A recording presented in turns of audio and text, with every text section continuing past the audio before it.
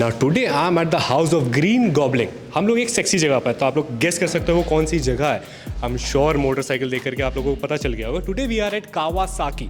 और कावासाकी में यूजुअली हम लोग क्या करते हैं कि जितनी भी हमारी मोटरसाइकिल्स होती है, जितनी भी हमारी सुपर बाइक्स होती है, हम उनके बारे में बताते हैं। बट आज हम ऐसा नहीं करेंगे। आज हम लोग आपको इस वीडियो में बताने जा रहे हैं दो ऐसी मोटरसाइकिल्स के बारे में जो कि आपकी ZX कैटेगरी की यानी कि आपकी इनलाइन 4 मोटरसाइकिल्स हो जाती हैं, और दोनों ही आपकी लिटर सेगमेंट की हो जाती हैं। एक आपकी 1000 सीसी जो कि आपकी ZX Sena, that is the litre segment category. उसके बाद में आपकी आ जाती है second generation of ZX 6R जो कि आपकी अगेन एक इनलाइन 4 सिलेंडर मोटरसाइकिल हो जाती है विद 124 PS पावर। और यूजुअली आपकी एक लौती बाइक है जो कि आपकी 600 सीसी सेगमेंट में ये मोटरसाइकिल आपकी इंडिया में आती है। इससे कंपटीशन में आज तक कोई मोटरसाइकिल आती नहीं है। अगर आप इस मोटरसाइकिल अगर आप एक इनिशियल सेगमेंट में कोई सुपर स्पोर्ट सेगमेंट में जाना चाहते हो, then this is the very beginner motorcycle for you, because 600 CC में और कोई बाइक है नहीं।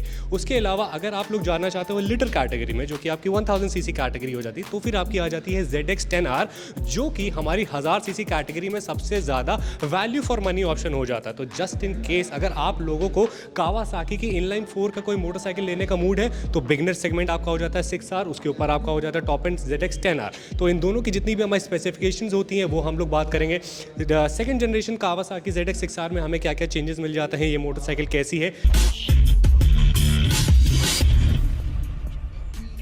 तो चलिए अब हम लोग सबसे पहले बात करते हैं कावासाकी ZX 6R की, जो कि आपकी इंडिया में एक लौती मोटरसाइकिल है जो कोई भी ब्रांड आपको 600 सीसी के अंदर जो है वो ऑफर करता है।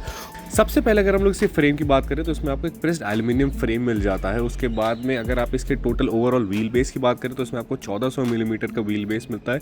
इस मोटरसाइकिल का जो आपका वेट है वो आपका 196 kgs का हो जाता है। इस मोटरसाइकिल की जो आपकी सीट हाइट है वो आपकी 830 mm की हो जाती है। अगर हम इसके सस्पेंशन की बात करें तो इसमें आपको फ्रंट USD फोक्स मिल जाते हैं, डुअल डिस्क ब्रेक्स मिल जाते हैं। उसके बाद में इसमें आपको डुअल चैनल ABS भी मिलता है विद निसिन ब्रेकिंग।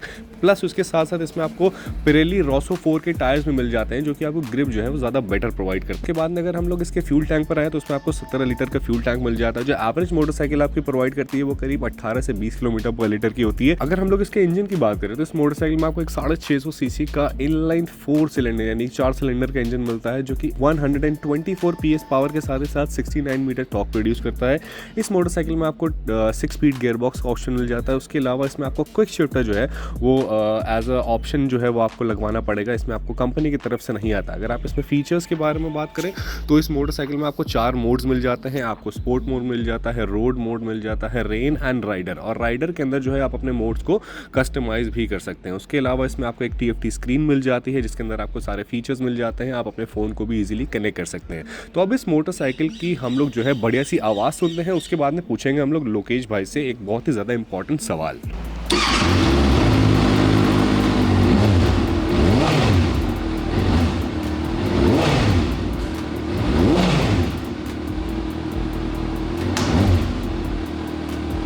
अब मेरा लोकेश भाई एक बहुत ज़्यादा इंपॉर्टेंट सवाल हो जाता है आपके साथ। आप मेरे को ये बताओ, जो हमारी सेकंड जनरेशन है वो 60,000 रुपये थोड़ी सी ज़्यादा है ना? ठीक है। लेकिन हमें चेंजेस क्या मिल जाते हैं एक इंडियन ऑडियंस और पर्सपेक्टिव्स के हिसाब से। जैसे मैं हूँ, अब मुझे अपनी पहली स्पोर्ट्स बाइक लेनी है, तो क्या ये मोटरसाइकिल मेरी इंडियन रोड कंडीशन के हिसाब से फीजिबल होती है या नहीं होती? वैसे कंपनी ने ना इसको इस टाइप का बनाया है कि आप इसको रोड पे भी चला सको।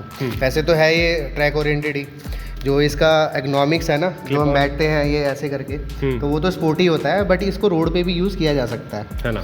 बट दूसरा अब एक चीज़ और है, कई लोग बोल देते हैं कि हीटिंग का कैसे है, बट इसमें हीट इतना ज़्यादा आता नहीं है क्योंकि 104 103 नॉर्मल होता है। जैसे ही गाड़ी रन करती है वो 90 से सीधा फ्लिप अप होता है, नीचे आता है, वो हमारा ड्रॉप कर जाता है। तो हीटिंग का तो ऑप्शन इसमें बिल्कुल ही खत्म समझो आप। ठीक है। उसके अलावा एक चीज़ और है, गाड़ी को बहुत हल्का बनाया है। 198 kg तो बहुत हल्का बनाया है इसको। उसके अंदर जब आप स्टॉक हटाओगे तो और हल्की होगी गाड़ी। तो अच्छा ही है, उल्टा ट्रैक के लिए भी अच्छा है, और पतला है तो ट्रैफिक में भी स्लिक कैसे भी करके कहीं से भी निकल जाता है। इजी मोटरसाइकिल है। आवाज़ कितनी खूबसूरत है, बहुत ज़्यादा हो जाते हैं, और एग्जॉस्ट लगने के बाद तो और ज़्यादा मज़ा और भी ज़्यादा हो जाती है। इसीलिए इसको ग्रीन स्क्रीमर की तरह भी देखा जा सकता था। तो ये मोटरसाइकिल हमारी 12,80,000 रुपये कितने की सर? 12,80,890 रुपये। 12,80,890 रुपये ऑन रोड। अगर आप इसको फाइनेंस कराना चाहते हो तो उसके सर कितने पैसे और कितना टाइम बाइक लेने में? 20% आपको इसकी डाउन पेमेंट करनी है ऑन रोड प्राइस की, 80% फंडिंग है, मैक्सिमम 5 ईयर्स की आपकी EMIs हो जाएंगी। अच्छा। और रहा अभी अभी थोड़ा सा अभी वेटिंग पीरियड है, कितना? मतलब 1 महीना 1.25 महीना जो भी वेटिंग चल रहा है गाड़ी का, बट आगे आने वाले टाइम में वो रेगुलर हो जाएगा, क्योंकि स्टार्टअप में तो हाई पॉपअप होता ही है हर चीज़ के, हाँ भाई ऐसे है। बिल्कुल, तो ये मोटरसाइकिल की काफ़ी ज़्यादा बुकिंग चल रही है। अगर आपको अभी मोटरसाइकिल लेनी है तो आपको 1 महीना जो है यूजुअली इंतजार करना पड़ेगा, बट आप बुकिंग करा सकते हो, आकर के आप फाइनेंस भी करा सकते हो। आपको 2.5 से 3 लाख रुपए बेसिकली आकर के देने पड़ेंगे, है ना, 2-3 लाख रुपए। वेट बुकिंग में तो आप 50,000 या 1 लाख जो डालना चाहे डाल दीजिए, बाकी डाउन पेमेंट आपकी 2-2.5 लाख ही बनेगी इस पर। ठीक है, तो ये हो जाती है हमारी पहली मोटरसाइकिल। अब योगेश भाई मान लो कि मुझे और पावर चाहिए, 257 जो है वो टॉप स्पीड मुझे अच्छी नहीं लग रही, मुझे 300 छुआना है, तो फिर कौन सी बाइक? ये तो फिर तो इससे थोड़ा सा और ऊपर जाना पड़ेगा, जैसे ये 10 आ रही है देखो। आइए फिर हम लोग चलते हैं हमारी फ्लैगशिप मोटरसाइकिल के ऊपर। फ्लैगशिप पे आ जाओ सीधा, ये 998 सीसी है, बताइए ये भी ट्रैक मशीन है, ये तो आप लोग सभी जानते हो ZX 10R को। तो एक बार सबसे पहले आवाज़ आप लोगों को सुनाऊंगा, उसके बाद में सारी बातें करूंगा। मैंने बहुत ज़माने हो गए कि मैंने सुपर बाइक की आवाज़ ऐसे कान लगा के सुनी नहीं है, तो एक बार पहले इसको ऑन करते हैं। न्यूट्रल है बिल्कुल, स्टार्ट हो गई। क्योंकि मैं थ्रॉटल लिए मैं ज़रा सुनता हूँ।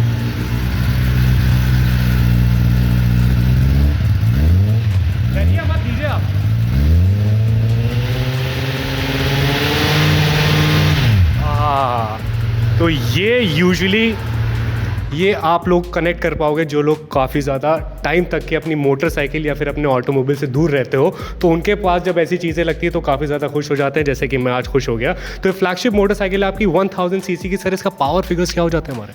वैसे तो स्टैंडर्ड आता है इसका 998 सीसी में 203 bhp प्रोड्यूस होता है, बट एक ये रैम एयर बना हुआ है, जैसे 6R में भी देखा था आपने।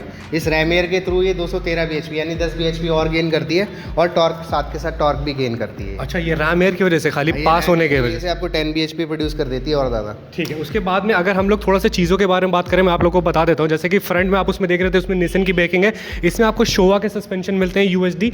शोवा जो है यूजुअली आपके ओलेंस के थोड़ा सा नीचे आता है, ओलेंस जो है आपके टॉप नॉच हो जाता है। उसके बाद में आप ब्रेम्बो आ जाता है, वहाँ पर आपको निसन मिल रहा है। ब्रेम्बो जो है अमिताभ बच्चन है, जैसे हमारा बॉलीवुड में अमिताभ बच्चन है, वैसे ही ब्रेकिंग की दुनिया में ब्रेम्बो हो जाता है। उसके बाद में फ्रंट जो है आपको टायर प्रोफाइल कितनी मिलती है? ब्रिजस्टोन का टायर है इसमें हमें, ब्रिजस्टोन बैटल-एक्स आता है, आगे 120 पीछे 190। 120 तो टायर प्रोफाइल आपकी 10 जो है वो बढ़ जाती है ZX 10R में। उसके बाद में पावर मैंने आपको बता दिया, इंजन में चेंजेस होते हैं। अब हम लोग आते हैं फाइनली फीचर्स के ऊपर कि फीचर्स हमें इसमें क्या क्या मिलते हैं सर।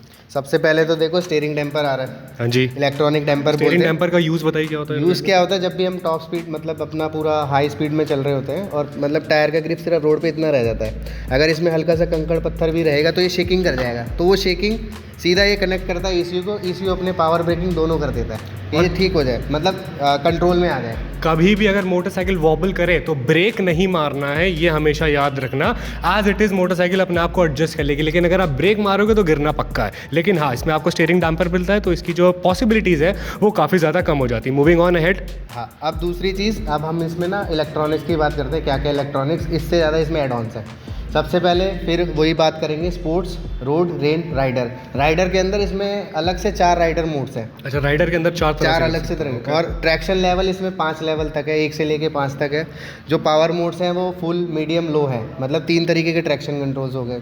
लॉन्च कंट्रोल मोड इसके अंदर है, इसमें लॉन्च कंट्रोल भी तो है। हाँ। और इसके अंदर इंजन ब्रेकिंग ये इसके अंदर आती है, कॉर्नरिंग ABS भी है इसके अंदर, और क्रूज कंट्रोल भी इसके अंदर है, ऑटो ब्लिपर भी इसके अंदर है। सब कुछ है बेसिकली इस मोटरसाइकिल में। आपको फ़ोन भी अपना आप कनेक्ट कर सकते हो, सारी चीज़ें आपको इस मोटरसाइकिल में देखने को मिल जाएगी। कनेक्टिविटी तो दोनों में आती है, 6R में भी 10R में, दोनों में ही आती है। हाँ। उसके अलावा और फीचर वाइज फिर आगे आ जाओ, 17 लीटर का टैंक मिल जाता है। एवरेज सर किसकी 6R की एवरेज कितनी है? इसकी थोड़ी ज़्यादा मिलेगी आपको, 17-18 तक आ जाएगा, यहाँ आपको 12 to 14 ही मिलने 12 से 14 किलोमीटर पर लीटर। शॉक महंगी चीज़ है। उसके बाद सीट हाइट सर हमारी 795 आ गया। 795 आपकी सीट हाइट है। वेट सर क्या हो जाता है इस मोटरसाइकिल? वेट इसका टोटल है 206 किलो। 206 किलो, इतना डिफरेंस नहीं है। हाँ, ज़्यादा डिफरेंस नहीं है, बट पावर ज़्यादा है ना। एग्जैक्टली। तो अगर आप वेट टू पावर रेशियो को कंपैरिजन करो तो ये मोटरसाइकिल काफ़ी ज़्यादा बढ़िया हो जाती है। उसके बाद हम लोग आ जाते हैं कावासाकी ZX 10R पे, जो कि आपकी कितने की पड़ती है सर ऑन रोड? वही ऑन रोड पड़ती है 19,01,000 की। 19,01,000 की, यानी कि सबसे ज़्यादा अफोर्डेबल मोटरसाइकिल यही होगी। सर आप मेरे को ये बताओ कि मेंटेनेंस जो है, लोगों को ऐसा लगता है कि बड़ी मोटरसाइकिल में से मेंटेनेंस ज़्यादा हो जाता रहेगा, ऐसा कुछ भी नहीं है।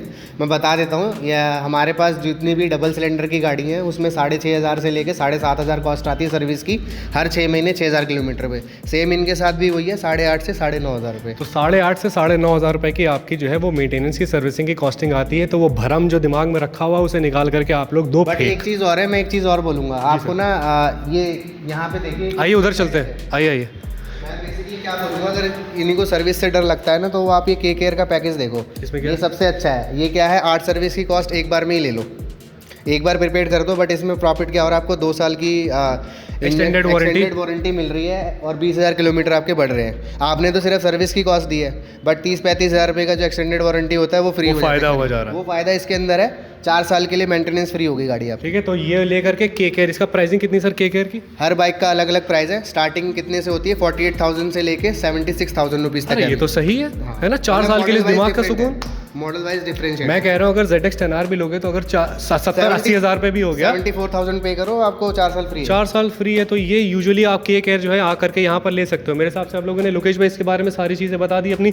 ZX 6R के बारे में कुछ मैं मिस कर रहा हूँ? नहीं कर रहा हूँ, ठीक है। उसके बाद में ZX 10R के बारे में कुछ मैं मिस कर रहा हूँ? नहीं, सारी चीज़ें हम लोगों ने बता दी। तो लोकेश भाई बहुत बहुत शुक्रिया, मैं आपको आकर के फिर से थोड़ी ही देर में परेशान करता हूँ, ठीक है लोकेश भाई, थैंक यू सो मच। तो ये था आज का हमारा वीडियो, जहाँ पे हम लोगों ने आपको ZX 10R और ZX 6R के बारे में बता दिया। 10R जो है अपनी कैटेगरी में सबसे ज़्यादा वैल्यू फॉर मनी ऑप्शन है, लेकिन जो आपकी ZX 6R है वो वैल्यू फॉर मनी ऑप्शन हुआ करती थी, अब एक एक्सक्लूसिव ऑप्शन है जो बेसिकली आपके पास अवेलेबल है। तो अगर आपको सुपर बाइक कैटेगरी में एंटर करना है तो 600 सीसी के ऊपर यही एक लौती मोटरसाइकिल हो जाती है, जो कि आप फुली फेड कैटेगरी में जो कि आप लेकर के जा सकते हो। तो उसके अलावा अगर आपको और भी ज़्यादा बीस्ट मोटरसाइकिल चाहिए तो ये आपकी बाइक हो जाती है। 2 कलर्स में आती है, मेरे हिसाब से ब्लैक वाला कलर जो इसका काफ़ी ज़्यादा खूबसूरत लगता है, लेकिन कावासाकी का जो ग्रीन कलर है वो काफ़ी ज़्यादा फेमस है। तो ये हो गई आज की हमारी दोनों मोटरसाइकिल। मैंने आपको सारी चीज़ें बता दी हैं। अगर अभी तक आप लोग वीडियो देख रहे हो और आप लोगों ने सब्सक्राइब नहीं करा है, जो कि हमारे 83% लोग जो है हमें सब्सक्राइब नहीं करते हैं, तो प्लीज़ जा करके उसे सब्सक्राइब कर लीजिए, ताकि मैं इसी तरह से बढ़ता रहूँ और आप लोगों के लिए चीज़ें बढ़िया बढ़िया से लाता रहूँ। तो फिलहाल के लिए मैं जाता हूँ, आप लोगों के लिए इसी तरह से कंटेंट लेकर के आता हूँ। Till then what you guys have to do is that you guys have to keep dreaming and keep working hard for it. This is Sam Siddiqui signing off. Bye bye. Piston Salam boy.